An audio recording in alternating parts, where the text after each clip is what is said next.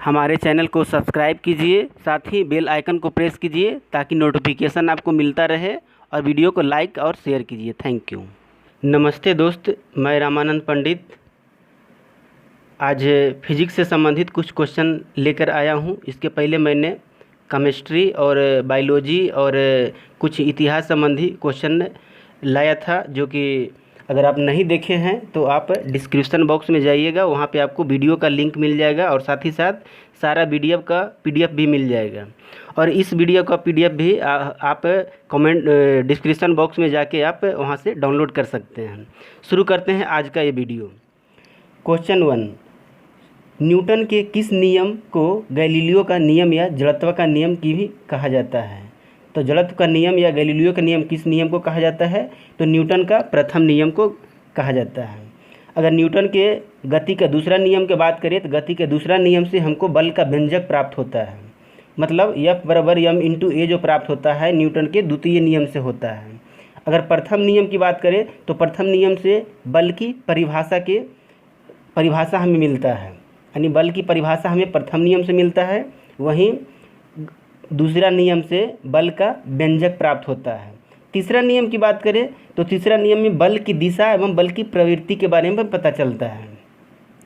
इसलिए इसका गैलीलियो का नियम या जड़त्व का नियम किसके कहा जाता है? तो न्यूटन के प्रथम नियम को कहा जाता है। अगला क्वेश्चन, सेफ्टी लैंप के खोजकर्ता कौन थे? सेफ्टी लैंप, तो सेफ्टी लैंप के खोजकर्ता हम्फ्री डेवी थे। Humphry Davy. ऑप्शन ए की बात करें जॉन वाकर, तो जॉन वाटर सेफ्टी मैच के आविष्कारक थे, जॉन वाकर। अगर यहीं वाल्टर हंट की बात करें तो सेफ्टी पिन के आविष्कारक थे।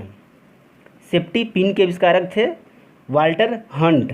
और अगर रॉबर्ट वाटसन वाट की खोज बात करें तो यह इन्होंने रडार का आविष्कार किया था। इस तरह क्वेश्चन में पूछा था सेफ्टी लैंप, तो सेफ्टी लैंप के खोजकर्ता हम्फ्री डेवी थे। अगला क्वेश्चन, एक आदर्श वोल्ट मीटर का प्रतिरोध क्या होता है? एक आदर्श वोल्ट मीटर का प्रतिरोध जो होता है अनंत होता है। बी आंसर हो जाएगा। अगर यहीं वोल्ट मीटर नहीं कह के अगर आम मीटर कहता तो उसका आंसर शून्य हो जाता। एक आदर्श आम मीटर का प्रतिरोध शून्य होता है। इसमें एक आप ट्रिक याद रखिए, एक लड़का किसी को बुलाता है, आ इधर सुन, आ इधर सुन। आ जो है मतलब आ यहाँ जो आया आ मीटर, आ इधर शून्य, शून्य मतलब शून्य। मीन्स अगर एक आदर्श आम मीटर का प्रतिरोध पूछेगा तो शून्य हो जाएगा, लेकिन एक आदर्श वोल्ट मीटर का प्रतिरोध पूछेगा तो अनंत हो जाएगा। आगे देखिए, निम्नलिखित में से कौन से कण को गॉड पार्टिकल भी कहा जाता है? तो गॉड पार्टिकल किसको कहा जाता है? तो हिग्स बोसोन कण को गॉड पार्टिकल कण भी कहा जाता है। और ये जो कण है हिग्स बोसोन, एक भारतीय वैज्ञानिक सत्येंद्र नाथ बसु के नाम पे रखा गया है हिग्स बोसोन कण। अगर पॉजिट्रॉन की बात करें तो पॉजिट्रॉन की खोज कौन किया? एंडरसन किया। और मेसॉन की बात करें तो मेसॉन की खोज किया युकावा। मेसॉन की खोज युकावा किया। और न्यूट्रॉनों की खोज कौन किया? तो पॉली। न्यूट्रॉनों की खोज पॉली के द्वारा किया गया। तो इस क्वेश्चन में पूछा गया था गॉड पार्टिकल किसे कहा जाता है? तो गॉड पार्टिकल हिग्स बोसोन को कहा जाता है। याद रखिए, आंसर ए हो जाएगा सही। अगला 5वां क्वेश्चन देखिए, जब पानी को 8 डिग्री सेंटीग्रेड से 2 डिग्री सेंटीग्रेड तक ठंडा किया जाता है तो इसके आयतन पे क्या प्रभाव पड़ता है? इसके आयतन पे क्या प्रभाव पड़ता है? बहुत ही बढ़िया क्वेश्चन है। इसका आंसर जो है, इसका आंसर हो जाएगा डी, पहले घटेगा फिर बढ़ेगा। लेकिन कैसे घटेगा कैसे बढ़ेगा थोड़ा सा हम ग्राफ के जरिए आपको बताते हैं। इधर देखिए, आप इधर वॉल्यूम ले लीजिए, इधर टेम्परेचर ले लीजिए। यहाँ 4 डिग्री ले लीजिए, 5 डिग्री ले लीजिए और 8 डिग्री बोला है ना, 8 डिग्री यहाँ ले लीजिए। इसी तरह यहाँ 3 ले लीजिए, यहाँ 2 ले लीजिए, यहाँ 0 डिग्री हो जाएगा। इधर वॉल्यूम है और इधर टेम्परेचर है। अब देखिए, आप जानते हैं एगो फार्मूला जानते होंगे, डेंसिटी बराबर मास बाई वॉल्यूम होता है। डेंसिटी बराबर मास बाई वॉल्यूम होता है। और ये 4 डिग्री सेंटीग्रेड पे वॉल्यूम जो होता है मिनिमम होता है, ये हम लोग जानते हैं। तो 4 डिग्री सेंटीग्रेड पे इसका ग्राफ क्या होगा, मिनिमम हो जाएगा।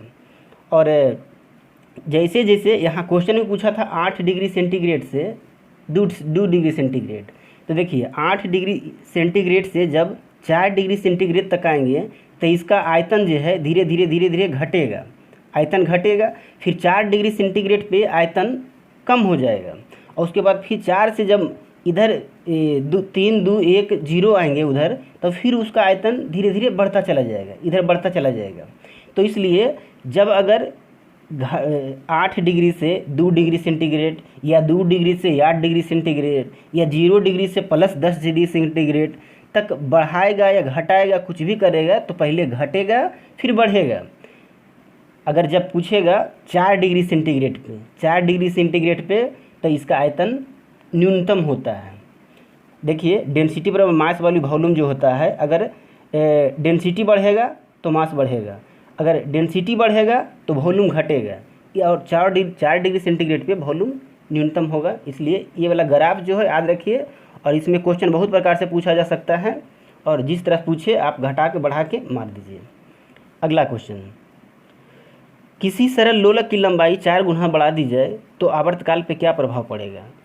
आवर्तकाल उसका 100% बढ़ जाएगा, क्योंकि इसका फार्मूला क्या होता है, टी बराबर जो होता है 2 पाई रूट L/G होता है, रूट L/G।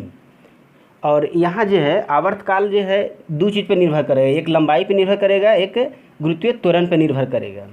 जैसे लंबाई पे कब निर्भर करेगा, देखिए लंबाई जो है डायरेक्टली प्रोपोर्शनल टू L हो जाएगा, जबकि गुरुत्वीय त्वरण इन्वर्सली प्रोपोर्शनल टू G हो जाएगा। जब G के मान घटेगा तो आवर्तकाल बढ़ेगा, जब G के मान बढ़ेगा आवर्तकाल घटेगा, इन्वर्सली प्रोपोर्शनल हो जाएगा। वही लंबाई देखिए, जब पेंडुलम की लंबाई बढ़ेगा आवर्तकाल भी बढ़ जाएगा, लंबाई घटेगा आवर्तकाल भी घट जाएगा। इसलिए यहाँ बोला है लंबाई 4 गुना कर दी जाता है, L से 4L किया जाता है। 4L करेंगे तो √2 बाहर आ जाएगा, 2 बाहर आ जाएगा तो यानी 100% बढ़ जाएगा। और इसी तरह देखिए, जैसे अगर पूछता है G का मान, ये कब बढ़ेगा, अगर G के मान कहाँ महत्तम होता है, ध्रुवों पे महत्तम होता है, लेकिन विषुवत रेखा पे न्यूनतम होता है। यदि पृथ्वी के ऊपर या नीचे जाते हैं तो G के मान में कमी होता है। तो इस आधार पे आवर्तकाल में भी बदलाव आता है, जब G के मान बढ़ेगा आवर्तकाल घटेगा, G के मान घटेगा आवर्तकाल बढ़ेगा। आगे देखिए 7 नंबर क्वेश्चन, जल का क्वथनांक कितना होता है। जल का क्वथनांक, क्वथनांक माने क्या होता है, बॉइलिंग टेम्परेचर, क्वथनांक माने बॉइलिंग टेम्परेचर। तो जल का बॉइलिंग टेम्परेचर जो है कितना फ़ारेनहाइट होता है, यहाँ फ़ारेनहाइट में पूछा है, तो फ़ारेनहाइट में यानी 212 डिग्री होता है, 212 डिग्री होता है। और अगर फ़ारेनहाइट में पूछता फ्रीजिंग पॉइंट कितना होता है, तो freezing point 32 degree centigrade 32 degree Fahrenheit हो जाएगा, फ्रीजिंग पॉइंट 32 डिग्री फ़ारेनहाइट हो जाएगा। यहाँ पूछा था बॉइलिंग टेम्परेचर, इसलिए 212 फ़ारेनहाइट हो जाएगा। आगे देखिए, 2 समतल दर्पण को एक दूसरे के लंब पे रखा गया है, दोनों दर्पणों के बीच में एक वस्तु रखी गई है, वस्तु की प्रतिबिंबों की संख्या कितनी बनेगी। यानी 8 में कह रहा है 2 दर्पण को एक 90 डिग्री पे रखा गया है, तो बीच में कोई वस्तु रखेंगे तो उसमें प्रतिबिंब कितना बनेगा, तो उसमें प्रतिबिंबों की संख्या 3 हो जाएगा। चूँकि देखिए अगर दोनों दर्पण को रखेंगे परपेंडिकुलर रखेंगे तो बीच का जो एंगल है 90 डिग्री बनेगा, और 90 डिग्री को अगर 360 में से हम भागा देंगे तो कितना बार में कटेगा, 9 चौक 36, यानी 4 बार में कटेगा। तो जब ये 4 जो है चूँकि सम संख्या है, तो सम संख्या रहेगा तो एक घटा के लिखेंगे। अगर यही विषम संख्या आता तो विषम संख्या में नहीं घटाएंगे, सम संख्या आएगा तो घटा देंगे, यानी 4 में से 1 जाएगा तो 3 हो जाएगा। इसलिए जब अगर जैसे यहाँ 40 डिग्री पूछता, दोनों 90 डिग्री नहीं 40 डिग्री पूछता, तो क्या करते, 90 बटा 360 बटा 40 करते, तो यहाँ आ जाता कितना 9। तो 9 विषम संख्या है, इसलिए विषम संख्या में नहीं घटाएंगे। जब सम संख्या आएगा तो उसमें एक घटा के लिखेंगे, इस तरह से इसका आंसर 3 हो जाएगा। आगे, अति चालकता की खोज किसने किया था। 9 नंबर क्वेश्चन है अति चालकता की खोज किसने किया था, तो इसका सही आंसर हो जाएगा कैमरलिंग ओन्स ने अति चालकता की खोज किया था। बेंजामिन फ्रैंकलिन की बात करें तो बेंजामिन फ्रैंकलिन क्या खोज किए थे, त्वरित चालक की खोज किए थे, या कहिए तो पॉजिटिव और नेगेटिव जो धन आवेश ऋण आवेश था, इसका भी बेंजामिन फ्रैंकलिन ही खोज किए थे। थॉमस यंग की बात करें थॉमस यंग प्रकाश तरंगों का व्यक्तीकरण की खोज किए थे। वहीं पॉल विलार्ड जी था गामा किरण की खोज किया था, गामा रे पॉल विलार्ड खोज किया था। जबकि इसका नामकरण कौन किया था? नामकरण न्यूटन किया था। नहीं सॉरी, नामकरण रदरफोर्ड किया था, लेकिन गामा किरण का खोज कौन किया? तो पॉल विलार्ड किया, याद रखिए। 10 नंबर क्वेश्चन देखिए, निम्नलिखित में से कौन सी गलत जोड़ी है उसका चयन करना है, यानी गलत जोड़ी को आपको चयन करना है। तो पहला कर है क्रोनोमीटर जलयान में समय मापने में, करेक्ट है, किया जाता है। जलयानों में समय मापने में क्रोनोमीटर का प्रयोग किया जाता है। थियोडोलाइट जो होता है अनुप्रस्थ और लंबवत कोण की माप करता है, ये भी सही है। ऑडियोफोन ध्वनि की तीव्रता मापने में किया जाता है, नहीं, गलत है। ध्वनि की तीव्रता मापने के लिए ऑडियोफोन नहीं, ऑडियोमीटर का प्रयोग किया जाता है, फ़ोन नहीं, इसलिए यह गलत हो जाएगा। अगला क्वेश्चन, अल्टीमीटर वायुयान की ऊंचाई मापने में, इस तरह से ये भी सही है, मतलब क्वेश्चन सी इसमें गलत हो जाएगा, क्योंकि ध्वनि की तीव्रता जो है ऑडियोमीटर से नापा जाता है, ना कि ऑडियोफोन से आवाज़ सुना जाता है, इसलिए इसका आंसर सही सी हो जाएगा।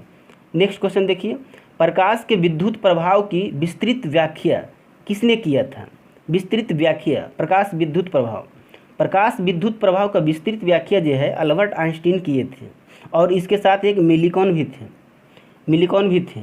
और यही विद्युत प्रभाव के लिए अल्बर्ट आइंस्टीन को 1921 में नोबेल पुरस्कार भी मिलता है, 1921 में मिलता है। और वो विद्युत प्रभाव जो थे 1905 में दिए थे, और 1921 में नोबेल पुरस्कार इनको मिला था। जॉन डाल्टन की बात करें तो जॉन डाल्टन जो है परमाणु की खोज किए थे। यहीं फ्राइडे की बात करें तो फ्राइडे विद्युत अपघटन का नियम दिए थे, और सीवी रमन प्रभाव दिए थे। और इसको सीवी रमन को 1928 में दिए थे, और 30 के आसपास इनको नोबेल भी मिला था। और अगर यहीं को तब प्रकाश विद्युत प्रभाव को विस्तृत व्याख्या किया कौन? अल्बर्ट आइंस्टीन और मिलन। लेकिन कहता खोज कौन किया इसका? खोज प्रकाश विद्युत प्रभाव की खोज, तो खोज सर्वप्रथम डब्ल्यू स्मिथ किया था। 1873 में ही किया था। डब्ल्यू स्मिथ 1873 में खोज किया था, लेकिन अल्बर्ट आइंस्टीन जो थे इसकी विस्तृत व्याख्या किए थे, इसलिए इनको नोबेल पुरस्कार मिला था। अगला क्वेश्चन देखिए, 12 नंबर, जिस तारे का पृष्ठ ताप अत्यधिक उच्च होता है वह कैसा प्रतीत होता है? कैसा प्रतीत होता है? तो जिसका अत्यधिक उच्च रहेगा वह नीला प्रतीत होगा, नीला प्रतीत। अगर अपेक्षाकृत अगर कम ताप हो तो वह लाल रंग के प्रतीत होगा, लेकिन अगर उच्च ताप हो सफ़ेद रंग के प्रतीत होगा। लेकिन बोल देगा अत्यधिक उच्च ताप हो तो नीला रंग हो जाएगा, सबसे ज़्यादा नीला होगा, उसके बाद मिडिल में सफ़ेद रहेगा, और उसके अपेक्षाकृत कम लाल रंग में होगा। नेक्स्ट क्वेश्चन देखिए, 13 नंबर, ताप बढ़ने पर अर्धचालक की चालकता पे क्या प्रभाव पड़ता है? तो ताप बढ़ेंगे, चूँकि अर्धचालक पूछा है, अर्धचालक की चालकता पे क्या प्रभाव पड़ेगा? तो ये बढ़ेगा। यही अगर अर्धचालक ने कह के चालकता कह देता तो चालकता का प्रभाव जो है उस पर घटेगा। ताप बढ़ाने पे अर्धचालक की चालकता बढ़ता है, जबकि ताप बढ़ाने पे चालक की चालकता घटता है। अगला क्वेश्चन देखिए, 14 नंबर, अस्थायी चुंबक बनाने में किसका उपयोग किया जाता है? तो अस्थायी चुंबक बनाने में किसका उपयोग किया जाता है? अस्थायी पूछा है, सॉरी, अस्थायी चुंबक, तो अस्थायी नरम लोहा हो जाएगा। अगर इस्पात जो है अस्थायी कहेगा तो इस्पात हो जाएगा, और अस्थायी कहेगा तो नरम लोहा हो जाएगा। अगला क्वेश्चन देखिए, समतल दर्पण की वक्रता त्रिज्या कितनी होती है? तो समतल दर्पण की वक्रता त्रिज्या अनंत होती है। नेक्स्ट क्वेश्चन, 16 नंबर क्वेश्चन, लाल रंग का तरंगदैर्घ्य कितना होता है? लाल रंग का तरंगदैर्घ्य कितना होता है? तो 65-63 एंगस्ट्रॉन होता है लाल रंग का तरंगदैर्घ्य। वही अगर 39-69 की बात करें तो ये बैगनी का होता है, बैगनी का 39-69 होता है। वहीं 48-61 बात करें तो ये नीला का होता है, जबकि 58-93 बात करें तो ये पीला का होता है, पीला का तरंगदैर्घ्य होता है। और पूछता है कि एंगस्ट्रॉन जो है किसका मात्रक है? तो एंगस्ट्रॉम दूरी का मात्रक है और इसका वैल्यू जो है 10⁻⁻10 मीटर होता है। 10⁻⁻10 मीटर होता है एंगस्ट्रॉम की वैल्यू। तो इसमें पूछा था लाल रंग का तरंगदैर्घ्य कितना होगा, तो इसका आंसर ए हो जाएगा। अगला क्वेश्चन, पृष्ठ तनाव का एसआई मात्रक क्या है? पृष्ठ तनाव का एसआई मात्रक, तो इसका आंसर क्या हो जाएगा? इसका आंसर न्यूटन प्रति मीटर हो जाएगा। न्यूटन प्रति मीटर यानी ऑप्शन नंबर सी, न्यूटन प्रति मीटर। न्यूटन इंटू मीटर, देखिए इसका बात कीजिएगा, newton into metre option A में है ना, तो न्यूटन इंटू मीटर मतलब क्या हो जाएगा? यह जो है कार्य का एसआई मात्रक हो जाएगा, क्योंकि W बराबर क्या होता है? W बराबर F into yes, F into yes, और F मतलब क्या? न्यूटन, और यस क्या? यस यहाँ है क्या? विस्थापन। तो विस्थापन के क्या होता है? मीटर होता है, इसलिए न्यूटन इंटू मीटर अगर बोलेगा तो ये हो जाएगा जूल। न्यूटन इंटू मीटर बराबर जूल, और जूल की इकाई किसका इकाई है? तो कार्य का। अगर न्यूटन इंटू कूलम बात करें, न्यूटन इंटू कूलम, न्यूटन प्रति कूलम, तो ये विद्युत क्षेत्र की तीव्रता हो जाएगा। जबकि जूल प्रति सेकेंड जो है, जूल प्रति सेकेंड, जूल किसका होता है? तो कार्य, और कार्य करने की दर ही शक्ति कहलाता है। मतलब डी जो है, जूल प्रति सेकेंड जो है, शक्ति का मात्रक हो जाएगा। इस तरह फार्मूला से निकाल भी सकते हैं। इसमें पूछा था पृष्ठ तनाव, इसलिए न्यूटन प्रति मीटर हो जाएगा। चूँकि इसका फार्मूला होता है टी बराबर F/L होता है, F/L, F का न्यूटन हो जाएगा, L का मीटर हो जाएगा। नेक्स्ट क्वेश्चन देखिए, एक नॉटिकल मील किसके बराबर होता है? क्वेश्चन नंबर 18, एक नॉटिकल मील में 1.85 किलोमीटर होता है, 1.8 किलोमीटर के बराबर होता है। अगर एक मील कहता है, एक मील में कितने किलोमीटर? तो 1.6 किलोमीटर हो जाएगा। एक मील में 1.60 किलोमीटर, जबकि एक नॉटिकल मील में 1.85 किलोमीटर होता है। आगे 19 नंबर, किस उपकरण द्वारा ध्वनि ऊर्जा को विद्युत ऊर्जा में मापा जाता है? ध्वनि ऊर्जा को विद्युत ऊर्जा में मापा जाता है, तो ध्वनि ऊर्जा को विद्युत ऊर्जा में माइक्रोफोन के द्वारा मापा जाता है। अगर लाउड स्पीकर की बात करें तो विद्युत ऊर्जा को ध्वनि ऊर्जा में मापता है। सितार की बात करें तो यांत्रिक ऊर्जा को विद्युत ऊर्जा में मापता है। यहीं विद्युत मोटर की बात करें तो विद्युत ऊर्जा को यांत्रिक ऊर्जा में बदलता है विद्युत मोटर। नेक्स्ट क्वेश्चन देखिए, पृथ्वी का पलायन वेग का मान कितना होता है? बहुत ही बढ़िया क्वेश्चन है। पृथ्वी का पलायन वेग का मान कितना होता है? तो पृथ्वी का पलायन वेग जो है 11.2 किलोमीटर पर सेकेंड होता है, 11.2 किलोमीटर पर सेकेंड। अगर वहीं 2.38 की बात करें तो यह मून का हो जाएगा, यानी चंद्रमा का पलायन वेग 2.38 किलोमीटर पर सेकेंड हो जाएगा। अगर यही 95.5 जो है, 95.5 किसका होता है? ये जुपिटर का होता है। जुपिटर यानी बृहस्पति का स्केप वेलोसिटी होता है। और 618 किलोमीटर पर सेकेंड ये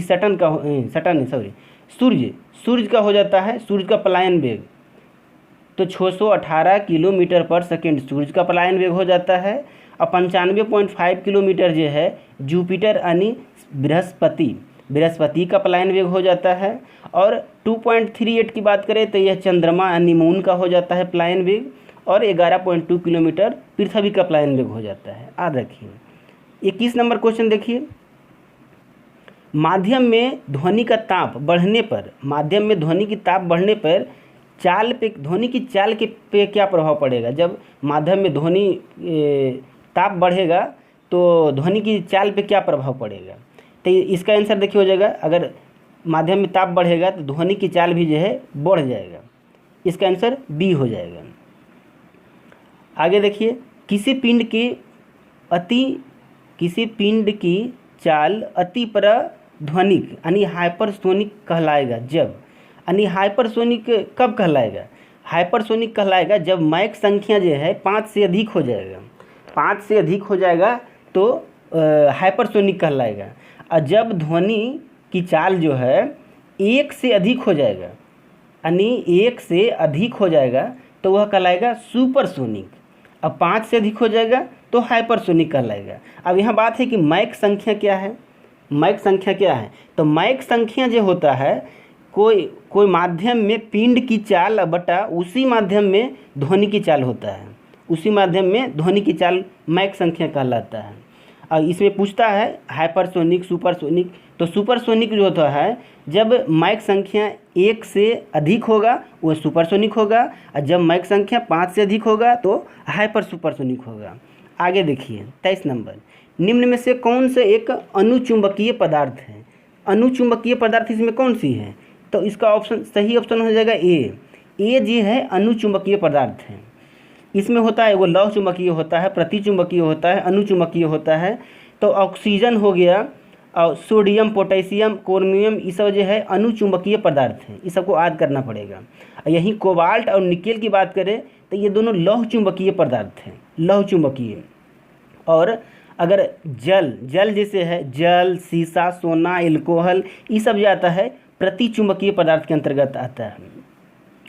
याद रखिए। 24 नंबर क्वेश्चन देखिए, ग्रहों के संबंधित सूर्य केंद्रीय सिद्धांत। सूर्य केंद्रीय सिद्धांत जो है किसने दिया? तो सूर्य केंद्रीय सिद्धांत जो है कोपरनिकस द्वारा दिया गया है, यानी ऑप्शन सी इसका सही आंसर हो जाएगा, कोपरनिकस। अगर गैलीलियो की बात करें तो गैलीलियो दूरबीन का खोज किया था। केपलर की बात करें, केपलर ग्रहों की गति का नियम दिया था, केपलर। और टॉलमी की बात करें तो टॉलमी टॉलमी जो है भू केंद्रीय सिद्धांत दिया था। टॉलमी कहा था पृथ्वी जो है सारा खगोलीय पिंड के बीच में है, सूर्य भी इसका चक्कर लगाता है पृथ्वी के, ऐसा टॉलमी बोला था। और टॉलमी का सिद्धांत कहलाया था भू केंद्रीय सिद्धांत, जबकि सूर्य केंद्रीय सिद्धांत कोपरनिकस दिया। और सूर्य केंद्रीय सिद्धांत कोपरनिकस बोला कि सूर्य जो है केंद्र में है और सूर्य के चारों ओर सभी चक्कर लगाते हैं, कोपरनिकस बोला था। इसको सूर्य केंद्रीय सिद्धांत भी कहा जाता है। नेक्स्ट क्वेश्चन देखिए, 1 किलोग्राम राशि का वजन कितना होता है? 1 किलोग्राम राशि का वजन 9.8 न्यूटन होता है। क्योंकि अगर F बराबर m इंटू ए निकालिएगा, m इंटू ए, m 1 kg हो गया और a बराबर 9.8 अगर लीजिएगा तो 9.8 न्यूटन आ जाएगा। अगला क्वेश्चन देखिए, समुद्र में प्लवन करते समय आइसबर्ग का कितना भाग समुद्र की सतह से ऊपर रहता है? तो समुद्र की सतह से ऊपर 1/10 रहता है।